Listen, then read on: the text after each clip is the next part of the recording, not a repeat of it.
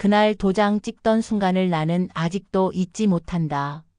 시장 좌판에서 30회를 버텨 마련한 외곽의 작은 집, 남편과 내가 늙어 같이 누울 자리를 아들 부부에게 넘겨주던 날이었다.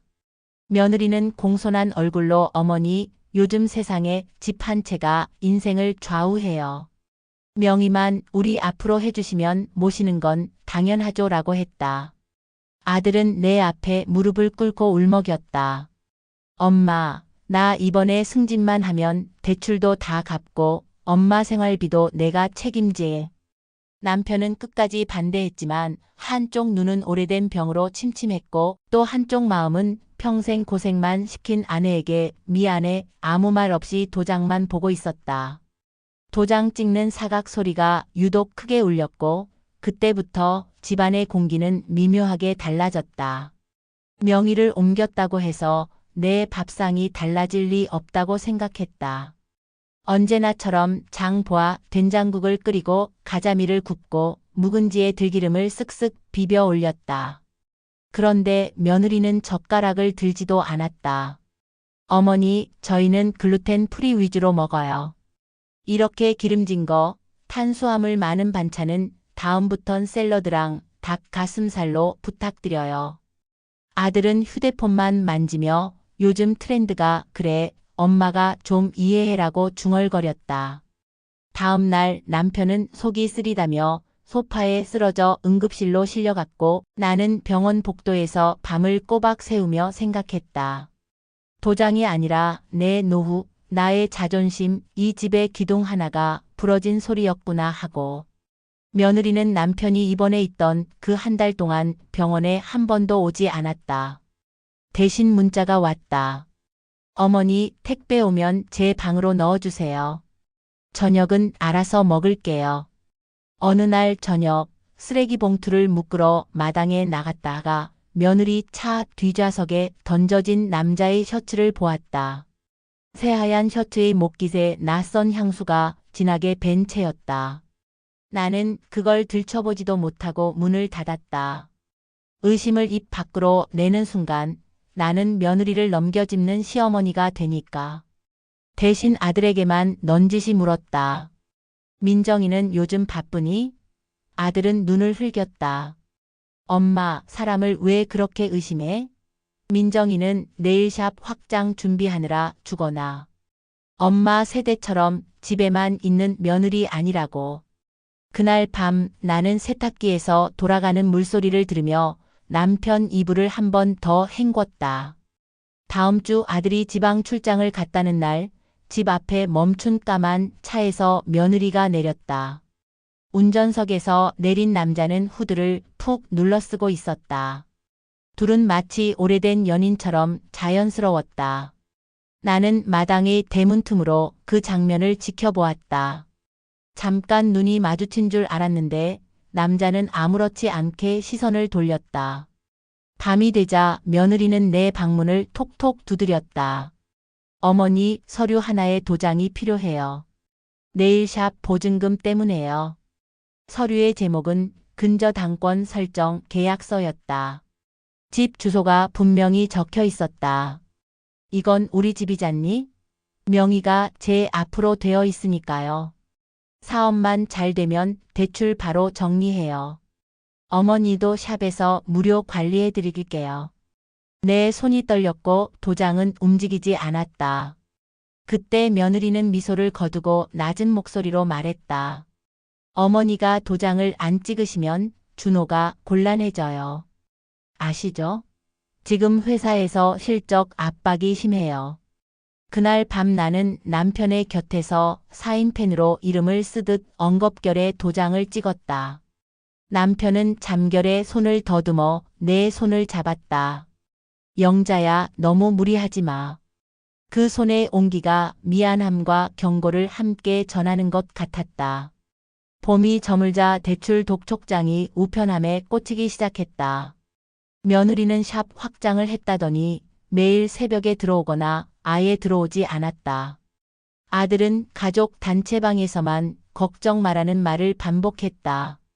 그러던 어느 날 법원에서 온 우편을 열어보고 나는 바닥에 주저앉았다. 경매 개시 결정 통지서.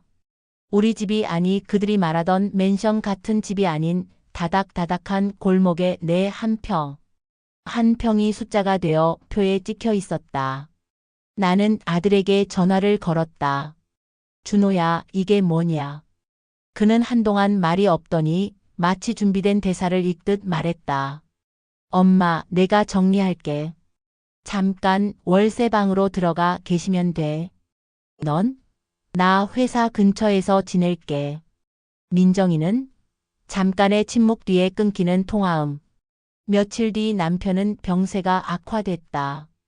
집은 어떻게 됐냐? 나는 대답 대신 그의 손을 꼭 잡았다. 여기가 우리 집이야. 내가 있는 데가 우리 집이지. 그러나 그 말은 나를 속이기 위한 주문에 지나지 않았다. 남편은 그해 여름 끝자락 조용히 숨을 거두었다. 장례식장에 며느리는 검은 드레스를 입고 와선 냉랭한 얼굴로 조문객들을 맞았고 상주 자리에 아들은 끝내 나타나지 않았다. 장례 마지막 날 밤 며느리가 내게 낮게 속삭였다. 어머니, 집은 곧 넘어가요. 저도 더 이상 어머니를 모실 여력은 없어요. 그 말은 이제 나가달라는 뜻이었다. 나는 검은 리본을 떼어 주머니에 넣고 함께 접어둔 남편의 유품을 천천히 챙겼다. 내가 이 집의 식탁에 올려놓았던 국과 밥, 젓가락질 소리, 남편의 기침 소리, 아들의 웃음소리까지 모두 곁에서 밀려나가는 느낌이었다. 결국 나는 역 근처 단칸 월세로 들어갔다. 창문을 열면 달그락거리는 철기 소리가 들렸고 밤마다 그 소리를 자장가처럼 삼아 잠들었다. 시장의 몇몇 단골들이 장보러 오라며 전화했지만 이제는 내 힘으로 새벽 장을 버틸 수 있을지 자신이 없었다. 그렇게 조금씩 나는 노후라는 이름의 빈 방에 몸을 눕혔다. 단칸방에 들어온 지 한 달쯤 되던 날 낡은 초인종이 울렸다. 문을 열자 내가 한때 사랑했고 그가 군대 가던 날 눈물로 배웅했던 그 사람 태수가 서 있었다. 세월이 얼굴에 그려져 있었지만 눈빛만은 예전 그대로였다. 영자야. 그 이름을 부르는 목소리에 나는 오래 묵은 먼지가 털리는 기분이 들었다. 그는 시장 골목에서 내가 내쫓기듯 나왔다는 소문을 듣고 찾아왔다고 했다. 나 이제 작은 회사 하나 하고 있어. 예전 같지 않지만 도울 수는 있어. 우리는 허름한 순댓국집에 앉아 잔을 기울였다. 따뜻한 국물이 배를 타고 내려가자 입이 풀렸다. 나는 그에게 며느리의 사업, 근저당, 경매 통지서, 남편의 마지막 날, 아들의 실종 같은 침묵을 털어놓았다. 태수는 묵묵히 듣더니 그 집 경매 막을 순 없어도 절차가 공정했는지는 확인할 수 있어. 법무사한테 알아보자고 말했다. 그 말을 듣는 순간 나는 내 편이라고 불러도 될 사람이 세상에 아직 남아있다는 사실에 어깨가 내려앉았다. 우리는 함께 법무사를 찾았고 근저당 계약서에 도장이 찍힌 날짜, 설명, 의무 위반, 대출 과정에서의 위법 여부를 하나하나 점검했다. 법무사는 고개를 갸웃했다.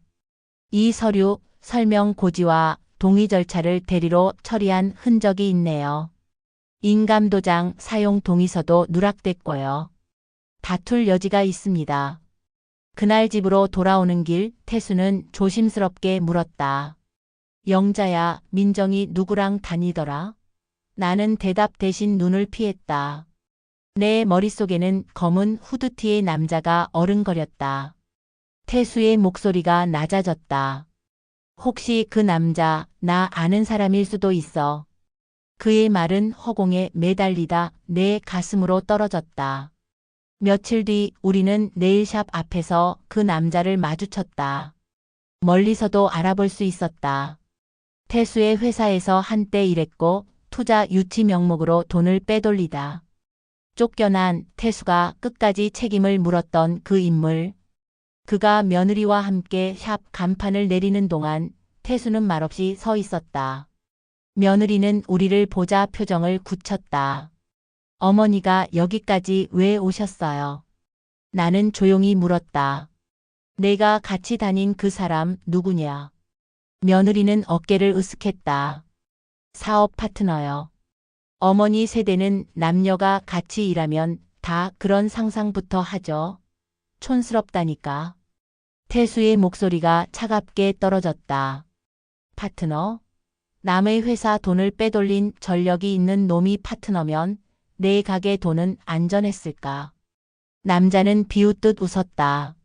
아저씨 그때 일은 정리됐잖아요. 이제 와서 뭐 어쩌자는 건데요. 태수가 다가가며 낮게 말했다. 정리는 법으로 하는 거다. 그때 며느리가 내 쪽으로 한 발 다가왔다. 어머니 솔직히 말해요. 이 집도 아저씨가 그러니까 첫사랑이죠? 그 사람이 다 꾸미는 거 아니에요?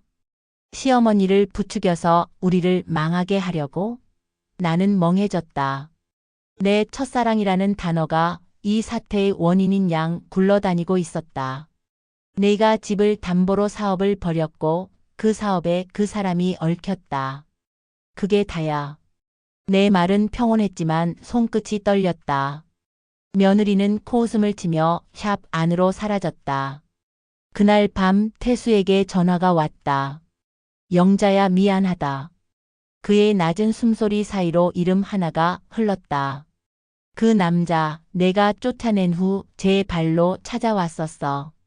나한테 복수하겠다고. 내 아들 회사에도 접근했고.